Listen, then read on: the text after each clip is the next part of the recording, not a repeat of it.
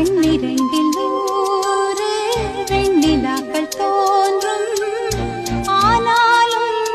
அனல் பாயும் நாடி எங்கும் ஏதோ நாத வெள்ளம்